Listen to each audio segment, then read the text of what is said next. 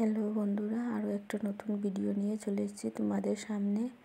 আজকে রান্না করব চিকেন ঝোল, আর তার সাথে হালকা পরিমাণে দই দিব। আর আলুটাকে প্রথমে ফ্রাই করে নিচ্ছি, আর আলুটা বেশি দিচ্ছি না, অল্পই পরিমাণে দেব। আলুটা তুলে নিচ্ছি, ফ্রাই করা হয়ে গেছে দেখতেই পাচ্ছ। তারপর রান্নাটা করব পুরোটাই সাদা তেল দিয়ে।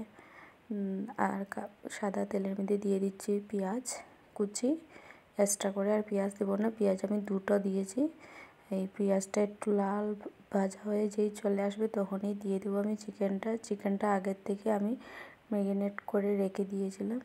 আর তখন ম্যারিনেটের সময় দিয়েছি আমি একটু ভিনিগার 1 চামচ আর আদা রসুন বাটা দিয়ে রেখে দিয়েছিলাম। বেশিক্ষণ রাখিনি, আধ ঘন্টার থেকেও কম হবে রেখেছি। তো পেঁয়াজটা দেখতেই পাচ্ছ লাল ভাজা হয়ে চলে আসছে, বেশি না, একটু লাল চলে আসতে আমি দিয়ে দিচ্ছি চিকেনটা দেওয়ার পর দিয়ে একটু নাড়াচাড়া করে রেখে নিচ্ছি। তারপর দিয়ে দিচ্ছি মশলা, স্বাদ অনুযায়ী নুন দিলাম, আর হলুদের গুঁড়ো, লঙ্কার গুঁড়ো, জিরের গুঁড়ো, ধনের গুঁড়ো আর লঙ্কার গুঁড়ো দিয়ে আজকে রান্নাটা করব। লঙ্কার গুঁড়ো যে যতটুকু পরিমাণে ঝাল খাবেন ততটুকুই দেবেন ঝাল। আমি তো একটু ঝাল একটু পছন্দ করি, আর চিকেনটাতে একটু ঝাল না হলে ভালোও লাগে না দেখবেন। তো চিকেনটা ভালো করে কষা হয়ে যাচ্ছে। কষানোর পরে দিয়ে দেব আমি একটু আলুটা এখন দিয়ে দিচ্ছি। আলুটা এখন দিয়ে দিলে আর কি নুন টুন ঝাল টাল সব কিছু ঢুকবে, মশলা একটু কষানো হয়ে যাবে। তারপর দিয়ে দেব আমি একটু টমেটো সসটা দিয়ে একটু আবার নাড়িয়ে নেব। তারপর টক দই দেব। টক দইটা আমি ফেটিয়ে রেখে দিচ্ছি। টক দই দেওয়ার পর দিয়ে একটু কষিয়ে নেব। দেখবে যত কষানো হবে তত রান্নাটাও ভালো হয়।